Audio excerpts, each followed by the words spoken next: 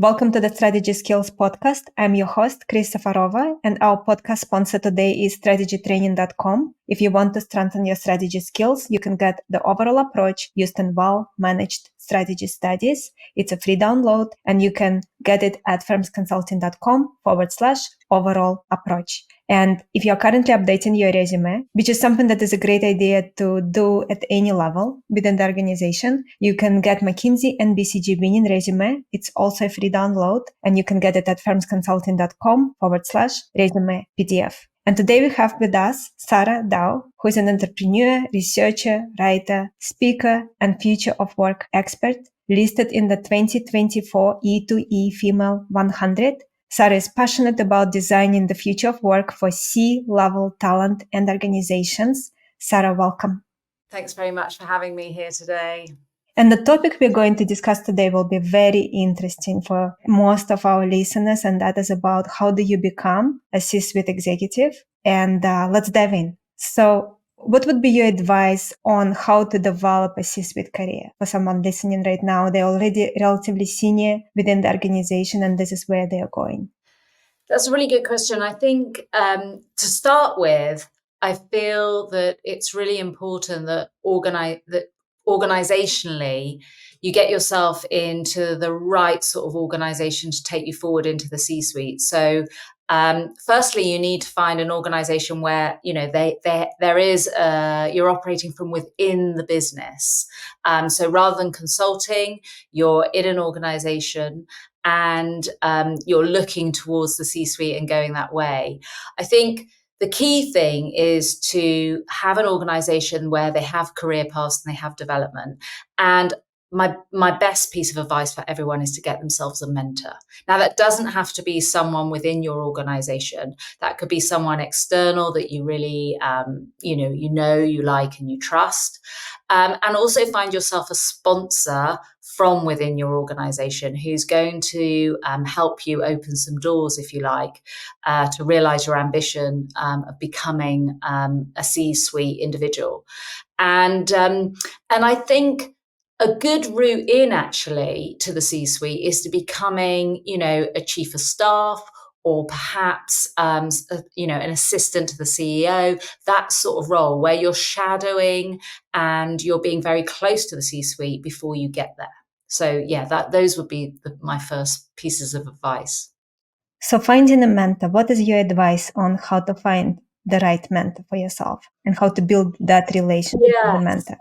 Yeah, I think mentors are really interesting. They don't have to come from within your organization. They may well, but they don't have to. I actually found my first mentor on a plane journey. Can you believe it?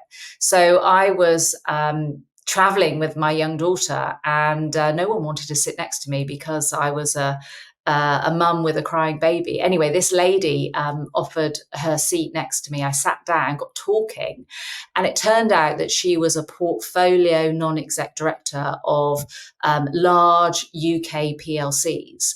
And she opened my eyes to portfolio work, which is, what I ended up doing. And she became my mentor.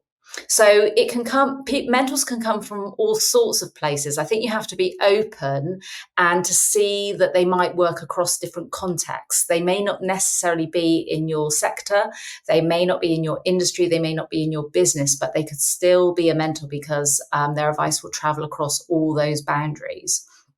I think the key thing when you're looking to progress your career is to be really clear and deliberate about how you build your network. And I think that's where your mentor will come from. If you look into your network and ask your network, ask for help. Say you're looking for a mentor, you want to get to the C-suite, and who would they recommend? And then start having conversations and be really interested in other people. And I think you'll find that you will find the right individual to work with. Can you tell us a little bit more about how the relationship unfolded once you met on the plane that grew into this person becoming your mentor? Yes. So this individual had a portfolio career, and this was the first time that it sort of opened my eyes to the fact that I could have a portfolio career. And I wasn't going to be a non-exec. I wasn't nearly as developed in my career at that point to be able to be a non-exec. But I had held C-suite roles, and I was thinking of building a fractional C-suite career as a fractional CFO.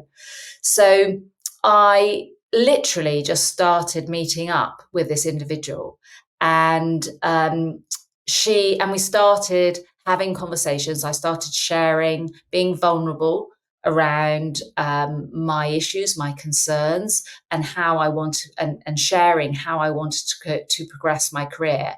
And we met frequently. And mentors are individuals who've done it before, so they share their experiences, and that's exactly what she did. And she was able to also open doors, and that's how it went forward. She was giving back in a way. It was her turn to give back. People had helped her, and she was able to help me. I also had a mentor when I did my research into the psychological ownership of the access economy, which is what I've written about recently. And my mentor in that case was a professor at Oxford University. They were running the program. And again, it was the same sort of thing. It was having someone who you connect with. So someone you feel comfortable sharing with. You have to have that. And who's willing to give the time. And I guess there has to be something in it for them as well. Some people are just looking to, give back. Some people are looking to perhaps, share in your network. But I think there has to be some sort of reciprocity in the relationship. And I think it's really interesting to explore what that might be, so that you make sure that both sides are getting value from it. Of course, you could also join in with mentoring programs that are more formal within your organization. And I know a lot of organizations do adopt those as ways of sort of older, more mature workers who've got the experience and expertise, bringing that down into younger generations. And I'm a real fan of formal mentoring programs as well. I think that's a great way to retain knowledge and continuity within the business, and make sure that the new and the fresh and the exciting ideas from the younger workers get combined with the experience and knowledge that individuals have gained over, a 30, 40-year career. Why did you decide to become specifically a fractional CFO versus a full-time CFO? Now, this is such a good question. So for me, it was necessity. So if I take you back to that plane ride, I'd had my first daughter. I'd held corporate roles before. I'd done an MBA at London Business School. And the only people that wanted to recruit me at this point, because I was a CA, a chartered accountant with an MBA, were the investment banks. And that was the last place I wanted to go, because I didn't want to work, 80, 100-hour weeks, because I had a young family. And I also felt there was an element of having a corporate mask. I couldn't be myself at work. And we're talking over 20 years ago now, so things may well have changed. But back then, it was very difficult to even mention you had a family, because you were expected to give so much to your careers. So going back to corporate just wasn't an option. And when I met that my mentor on the plane, and she talked to me about her portfolio career, I suddenly thought, actually, I can do that. I could be a portfolio CFO. That was my skill set, my training. I could work with SMEs who don't need, and can't afford my time full time, but they need my skills. And actually, I could work 2-3 days a week and have a career, which is what I wanted, and look after my family. So there was flexibility, variety, control, all built into my new way of working. I had agency, I was independent, yet I could work as much as I wanted, and I could give real value to these SME businesses who absolutely needed my skills, but just couldn't afford it all the time. So it was a perfect match. And that's that's what I ended up doing. And but it was born out of the fact that I had to find something to do to further my career that would give me that flexibility. Could you talk us through finding those first few clients that allowed you to start that career? Yeah, so this is really interesting. And for anyone that wants to go into fractional working, so I think the first thing is to realize it is a change in career. So yes, I'm a CFO, and I was going to be a CFO for multiple clients, a day a week here, 2 days a month there. And the CFO skills, if you like, were the same. But there's also some further dimensions when you're building a portfolio, working with 4 clients, not one, 4 businesses, not one. And sometimes you're remote, you're not there all the time. So you have to learn how to find those businesses in the first place to work with. And over 20 years ago, this was not a common concept. So most people I talked to had no idea what I was talking about when I started. And they got me very much confused with interim work, whereas this is fractional. This is ongoing and sort of permanent, if you like. But I just, it might be a day a week instead of 5 days a week with a business. So the first thing is think of it as a change of career, and you have to learn new skills. So I had to learn how to market myself. I had to learn how to access my network to sell my skills. And here are some examples of the way I did it. So the first one was I actually traded off the network of my husband. So he had already worked in the SME community and had some relationships. So I started talking to the bank managers of that he knew. And I explained my offering, had coffee with them, invested, got curious about them. I think that's the key thing when you're trying to find work and market yourself. I think the key thing is to be really curious about who you're talking to. What would add value to them? And I got really curious about what they needed, what were the obstacles they were seeing in the businesses they were working with, which enabled me to talk about how I could, help if ever they needed it.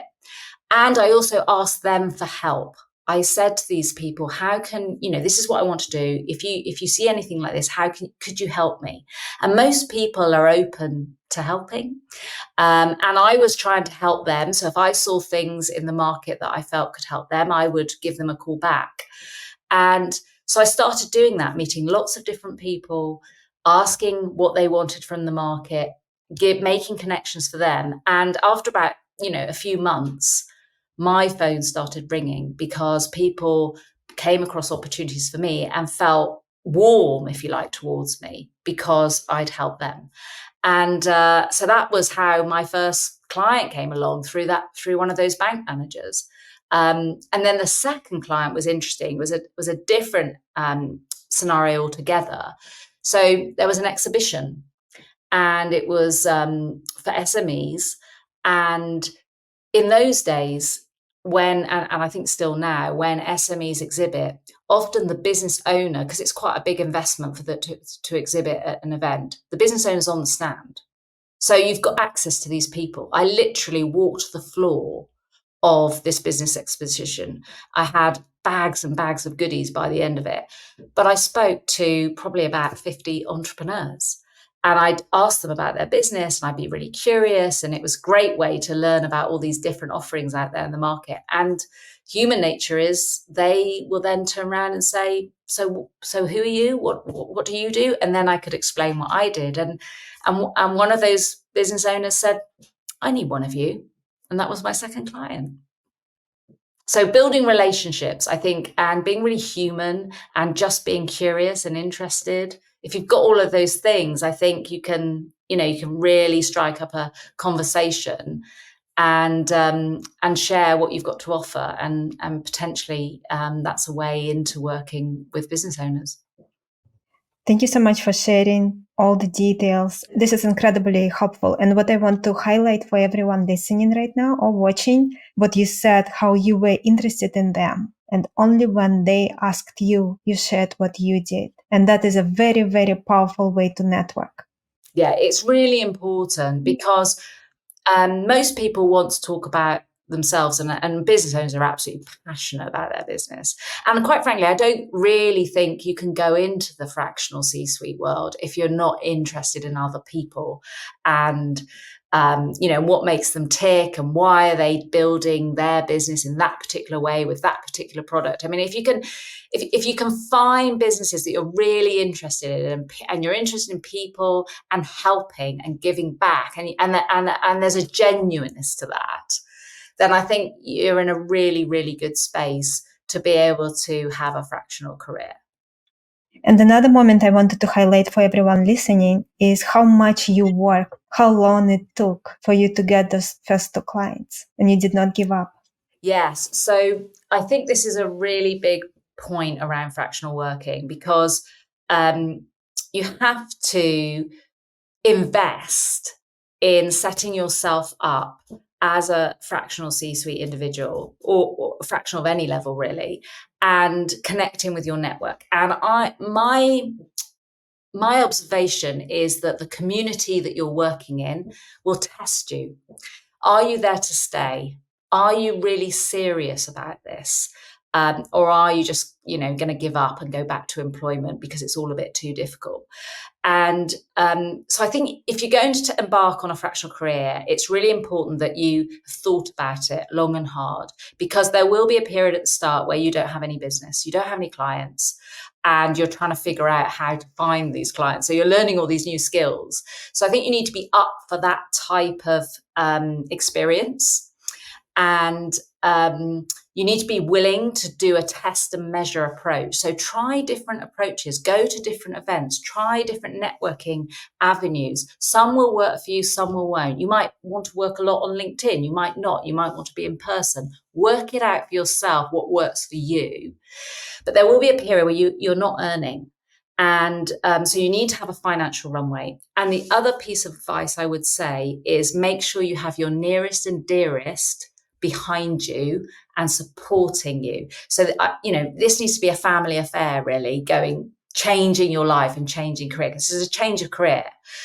And if you've got someone in your life who is very close to you, who's just saying, when are you going to get a proper job?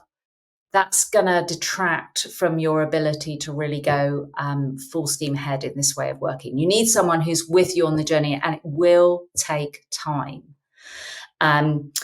And I think if you're open to that and you've prepared for a year, I think it doesn't mean you won't earn for a year. Of course you will earn. You'll start working with some clients, but you won't be fully optimized in a year.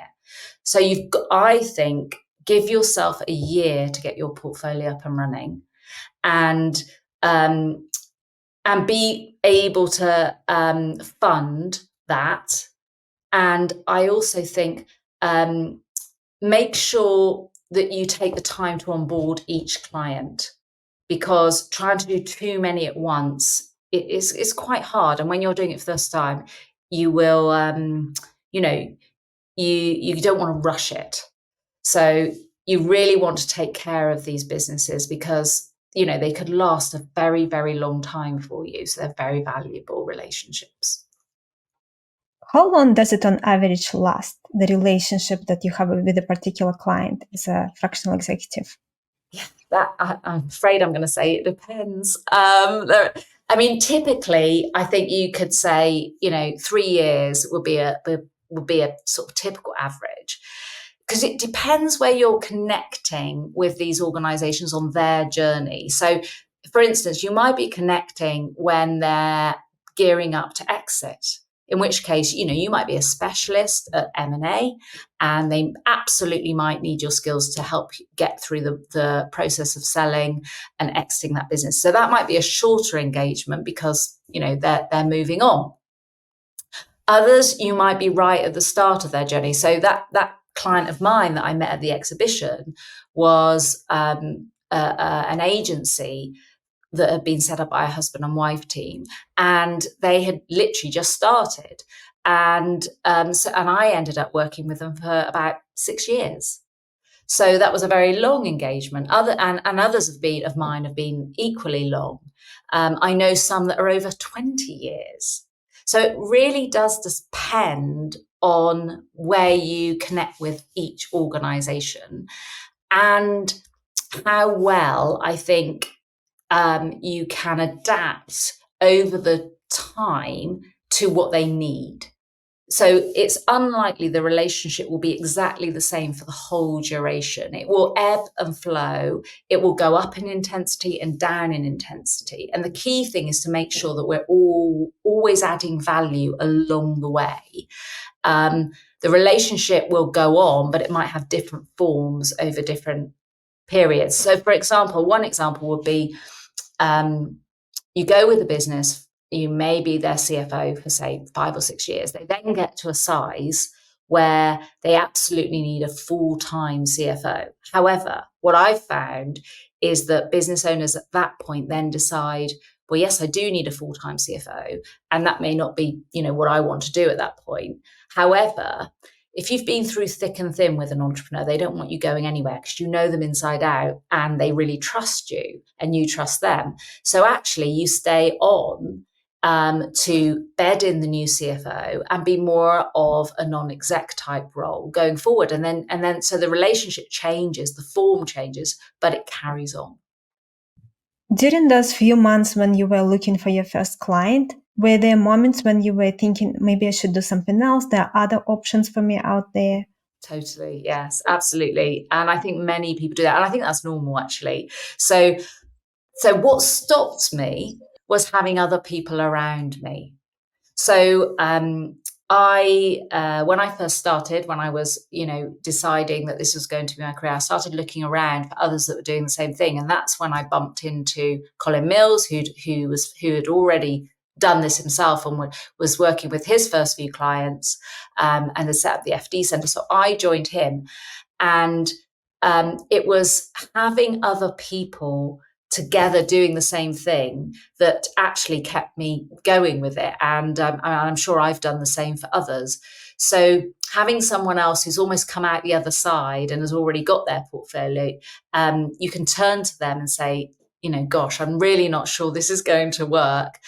And they will offer advice and give you encouragement. And that's certainly what happened to me, which enabled me to carry on. And just go with it. What's interesting, I think, with this type of work is if you keep up your activity. So this is the key thing. Whether you're on your own or part of a group, you need to always be marketing. So you need to. It doesn't work when a pitfall is if you start with a job, an engagement with a client, and another one and another one. You maybe have 2 or 3, you've got a couple of days work a week. Go all in on that, stop your marketing, and you can't fill yourself up for the 4th or 5th day. I think that's a real problem. So, and then what I see people doing is they either then think, oh gosh, it's too difficult to do this marketing, so therefore it's not going to work, I'll go back to employment. Or what I see them doing is actually dumbing down their skills and doing lower level work in the clients that they've got. That means they have to change the price point because it's lower value work. And then they end up doing things at a level that they hadn't really, that doesn't really fit with their skill sets. It's not so fulfilling. So those are the 2 traps that I see people fall into. So the key thing is to always be marketing. And then you can make sure you fill your time up. And that then prevents you sort of giving up, in a way, if you like. Talking about marketing, anything else you would like to add in addition to what you already shared? I think with the marketing approach is making sure that you understand for yourself your best ways of marketing, and that will be different for everyone probably. So there are all sorts of ways. You can use technology, you can use LinkedIn, you can go to in-person events, you can do digital marketing, have a website, that sort of thing. You can partner with organizations, so banks, accountants, lawyers, they all have clients that need, C-suite skills. So getting to know individuals in those organizations, there's lots and lots of different channels. What I would say is make sure that you don't just rely on one channel. So for instance, in the global financial crisis, if you were relying on bankers to give you business, well, they're not going to be thinking about you when there's a crisis going on, and that channel dries up. In COVID, in-person events obviously again weren't happening, so that wasn't going, you had to go online. So I think the key thing is have a range of marketing channels, 2 or 3 or 4 that work for you, and keep those going, and be very, very disciplined about that. So, setting aside time, doing the activity. If you do the activity, you will get the results, you will develop the skill, you have the will because you're doing the activity, and you'll get a steady stream of business. And perhaps what I would say is perhaps formally or informally work in teams with other organizations or other people doing this, so that if you get too much work or not enough, you can share it around. Makes a lot of sense. So for someone listening to us right now, if they're thinking, this sounds so good, I want to consider doing this, how should they evaluate if they have the skill set, the experiences that is required to be successful? Yes. So, at the C-suite level, the way I look at it generally is individuals who have some big company experience are really valuable to smaller SMEs who need that skill set, because all these SMEs want to get to big, and they may not have done it before. They don't know how to do it. They haven't got all these functional disciplines. They don't know marketing or finance or tech. They're probably the entrepreneur's good at something else. And they need to supplement their skill sets with these professionals. So they want to know how to get to big. They want the processes, the rigor, the insights, the strategy to navigate their way through. So that's what they'll be buying. So if you've got big company experience, it doesn't have to be the complete set. Again, if you've got some gaps, so perhaps you've never, as a CFO, you've never raised debt before because you've been in a big company and you've always just gone to the Treasury department to get the debt, to get the funding. Well, that's okay, because it's not difficult to learn. Just make sure you've got some other people that are also freelance that you can learn from, and you can give them some skills that they need. So I think make sure you've got the big company experience. That's attractive. What's also attractive for SMEs are the fact that you can get on with an entrepreneur. So to have relational skills, I can't tell you how important it is to have the softer relational skills around active listening, around empathy, around understanding, around how to build trust, because those are probably the key skills that will keep relationships going for the long term. If you think about it, a lot of people have the skills, the doing skills, the technical skills. That's quite easy to replicate. And with automation coming on, that'll be even more easy to replicate. The relational, personal skills are harder.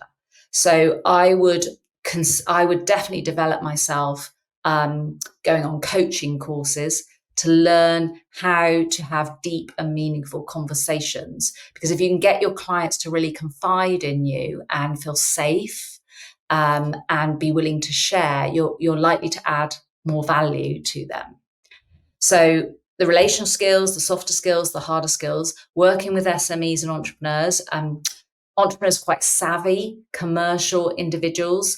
They want to see the angle. They don't want to get tied up too much in compliance. They want to obey the rules, but they don't want it to hold them back. So you have to be more of a, yes, let's explore how we can do that, rather than the problem with doing that is this. So be a green lighter rather than a red lighter, if you like. Trying to help them to see the way they can do things as opposed to pointing out what they can't do. That will just frustrate them. And then I think another really good asset to doing this type of work is if you've held general management, you've had general management experience, like a breadth of experience. So you've held board level experience generally, or you've even run your own business, which means you've sat in their shoes, or you've had experience of being close to individuals who run their own business, because that will give you a level of empathy and understanding that will really be valuable to these individuals, because they'll feel like you understand what they're going through. But you don't have to have all of that. But I think a good level, a dose of that will stand you in good stead. Could you give us a sense of what a week looks like, a typical week of an effective person in this role? Yes, so this is interesting because if you'd asked me that question before COVID, I would have said it would be compartmentalized into days. Since COVID, where the lines have blurred and we've worked more virtually and remotely, I would say, yes, we still might work with a business on set days. Yet I also think there'll be days where you work with multiple businesses, and dipping in and out of conversations and meetings appropriately with each one. I think there'll be lots of variety. So you'll have, you need to be able to pick up and be quite fleet of foot really around working with different businesses, and picking up the issues that they're grappling with, which might be completely different from the one that you did in the hour previously. So I think it's worth building some headspace into your week. So not packing it so full with client work that you can't have some time in between to reflect on what's going on with each client. So I think you do need to build a bit of buffer into the week. I think what's also interesting is my advice is to be really organized how you work with your set of clients. So it doesn't really matter which option of the two I'm going to talk to you about, or maybe more ways of working. It doesn't matter which one you choose, but I think you need to have all your clients working the same way. So the beauty of fractional working is that, and this is really important, clients need to feel like you are full-time for them, even though you are fractional and part-time. They need to feel like, and I know this from my research, they need to feel like they are the only client and the center of your universe. And they need to feel that you're accessible to them and that they can get hold of you anytime. So that poses a problem, because if you're another client, how do you respond? So I think at the start of working with a client, you should talk to each of them and say, this is the way we work. I am going to take calls from other clients when I'm on your premises and working for you. But what that means is you can always get hold of me when I'm working for someone else. So I will always be able to respond. And I think if you get all your clients working in that way, then they all see the benefit of it. And another way, and I know other people do it, is to literally say, this day is for this client, this day is for this client, etc. And they all respect those boundaries. And I think either way is good, as long as everyone knows that's the rules, and they feel that's fair. So it's a very you have to be quite agile. I think that's the way it works. There's a lot of variety. You're switching between life cycles, cultures, people, environments, and you have to be, you have to like doing that. But I also think you can design your portfolio. So I think when you get to experience a few different clients, you'll get to understand which ones you really like working with. So do you like working, really intensely with a few clients, or would you like skimming across the top with more? Do you want to work in certain industries, or do you want that really well, or would you like to work in completely new environments? What sort of life cycle stage do you want to work? The startups, the scale-ups, the more mature businesses, family businesses. So I think designing your portfolio and then designing your marketing to attract those businesses means that you're going to have the most fulfilling experience that suits you as an individual. And time management, task management, probably a big thing as well for you. Yes. What will be your advice? What works for you? Yes. So my advice is to communicate well and look ahead. So I've seen it before where individuals have got into a little bit of trouble perhaps when they are busy with a client and they've got, say, 3 other clients, and they sort of just hope those other 3 clients aren't going to get busy at the same time. I just don't think that's the right strategy. I think the way to do it is to communicate well, how available you are, and talk to all your clients about what's coming down the line and start planning that in, because it's all too easy to just get caught out because something will go on with another client and you won't be ready for it, and then you're overwhelmed. The other side of it is again going back to that team aspect. The beauty of having a team, whether that's a formal organization like the one I run or another one or something informal where you've just got an informal team around you, is that you can use that to soak up extra work and fill capacity gaps that you might have. So if all your clients get busy in a particular week or a month, you've got other people you can rely on to help you do that work. And I think that's really important, because we're not doing this way of working to overwork and burn ourselves out. That is not the point of fractional working. Fractional working is around enjoyment, agency, fulfillment, flexibility.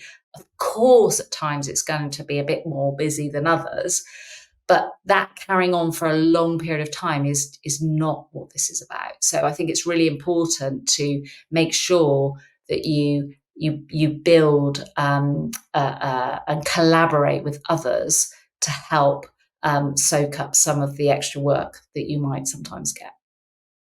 Sara, this is incredibly helpful. Thank you so much for everything you are sharing. I want to wrap it up with two questions that not on this topic, but I think will be very helpful for everyone listening or watching. So question one, do you have any, so to say, success habits, certain things you do that really allows you to hold everything together and have balance and be healthy and have time for your family and for your work? Yes. So I think what I've learned over the years is that I need to be very present and be able to see perspective. And I mean, it's hard sometimes, isn't it? I mean, we all get caught up in things. But I found meditation actually really, really helpful for me. Meditation for me is about letting go, not being too attached to things, and it becomes a habit if practiced. And I've found that really useful to be able to distance myself when things get quite when it feels a bit overwhelming, to be able to distance myself from that thought process, and therefore basically see it in a way that I can deal with it, as opposed to just reacting. So responding more thoughtfully than reacting. So I definitely have found that very, very helpful. I've also found it helpful to build into my schedule time for myself, downtime. So in my business, we often talk about the numbers that really matter for the business owners that we work with. Like, why did they get in business in the first place? What was it that, that inspired them? Like, for example, we have one client that wants to eradicate single-use plastic. So their number that really matters is the number one. We want to get rid of that. And I think all our fractional individuals as well, fractional C-suite individuals, should have a number that really matters to them. And mine is 3. For me, I want to get out. I like horse riding, so I try and get out and ride my horse 3 times a week. And that gives me thinking time and space. And I literally plan that into my week. Now, it doesn't happen every week, I have to say. I'm not perfect, but it definitely helps. So I would say, it's really important to be deliberate about how you want to design your life when you build fractional into your career. And the second question, over the last few years, were there some aha moments, realizations that really changed the way you look at life or the way you look at business? Oh gosh, that's a really good question. I think yes. So I think when I first started as a business owner and wanting to build a business, it was very much around achievement. and fast pace, getting there as quickly as possible and achieving. And my aha moment, and I'm sure there's lots of people on this call have already got this, but my aha moment is that you don't ever get there. And actually it's all about the process and the journey, and that's far more enjoyable than because it always eludes you, because as soon as I achieved something, I just put something else there to achieve, so I never actually finished. And that's how I feel now. I'm learning to appreciate that it isn't about finishing, it's about enjoying the ride. Now, that's easy to say and hard to do, but generally I'm much more enjoying it. But I also feel that when you're building a business, especially in the early days, when you're not quite sure, I wasn't quite sure how it was going to go. I wasn't quite, it's quite chaotic. I seem to be lurching from crisis to crisis. So I think as you get bigger in an organization, you also get a bit more breathing space, bit more resources to rely on, and that also brings an element of being able to sort of calm down a bit and realize that if you can enjoy the journey, then and sort of give up the destination in some ways, it's far more rewarding. Sara, thank you so much. Such a pleasure speaking with you. Where can our listeners learn more about you? Buy your recent book and your first book as well? Anything you want to share? Yeah, absolutely. So you can find me on LinkedIn, Sara Daw, and you can have a look at my book, which is on my website, saradaw.com. So my latest book is Strategy and Leadership as Service, How the Access Economy Meets the C-Suite. And that's also on Amazon and Routledge. And my book before that is Executive Freedom. That will also be in those places. And the businesses that my businesses, the CFO Centre is Fractional CFOs, and the Liberti Group is Fractional C-Suite Professionals. So there you go. Sara, thank you so much. Really appreciate you being here, and thank you for all the advice you shared. Thanks very much. It was great. Really enjoyed it. Our guest today again has been Sara Daw. Check out her book. It's called Strategy and Leadership as Service, her latest book. And our podcast sponsor today is strategytraining.com. And we have a gift for you. It's a download. You can get overall approach used in well-managed strategy studies. And you can get it at firmsconsulting.com/overall approach. And Firms Consulting is FIRMS consulting.com/overall approach. And then you can also get McKinsey and BCG winning resume, which is also a free download. And you can get it at firmsconsulting.com/resume PDF. Thank you so much, everyone, for tuning in. And I'm looking forward to connect with you all next time.